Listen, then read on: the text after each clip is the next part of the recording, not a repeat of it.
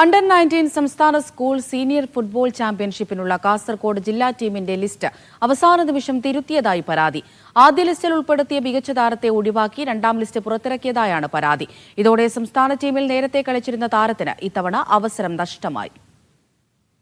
തിങ്കളാഴ്ച കണ്ണൂരിലായിരുന്നു അണ്ടർ 19 സംസ്ഥാന senior football championship. കഴിഞ്ഞ വെള്ളിയാഴ്ച നടന്ന സെലക്ഷൻ ട്രയൽസിൽ നിന്ന് 18 പേരുടെ ലിസ്റ്റ് ശനിയാഴ്ച രാത്രി 10 മണിക്ക് പുറത്തിറക്കിയിരുന്നു.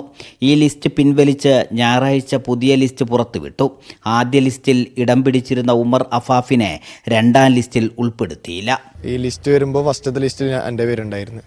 രണ്ടാമത്തെ ലിസ്റ്റ് നോക്കുമ്പോൾ എൻ്റെ പേരില്ല. അതും എനിക്ക് അറിയുന്നത് ഞായറാഴ്ച 5-ാമാണ് എനിക്കറിയുന്നത്. അപ്പോൾ ഞാൻ പെട്ടെന്ന് മാനേജറിനെ വിളിച്ച് ചോദിച്ചു. മാനേജർ പറഞ്ഞ് എനിക്കറിയില്ല, ഡി ഡി ആണ് എൻ്റെ ആള്, എനിക്കൊന്നും ഇൻഫോമൊന്നും ചെയ്തില്ല. എന്നോട് നീ പുറത്തായിട്ടുണ്ട് അങ്ങനെന്തോ ഇൻഫോം ചെയ്തില്ല. തുടർച്ചയായി 2 തവണ കേരള സ്കൂൾ ടീമിന് വേണ്ടി ബൂട്ടണിഞ്ഞ താരമാണ് ഉമർ അഫാഫ്. 2023-24 സീസണിൽ കേരള ഫുട്ബോൾ അസോസിയേഷൻ്റെ Kerala junior best പ്ലെയറായിരുന്നു.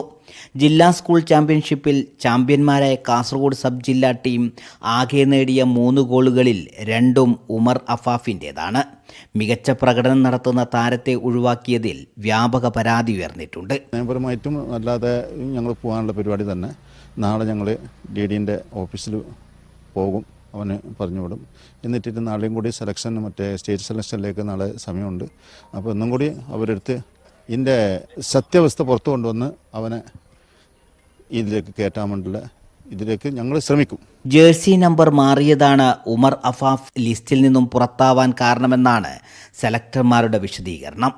Media 1 Kasaragod.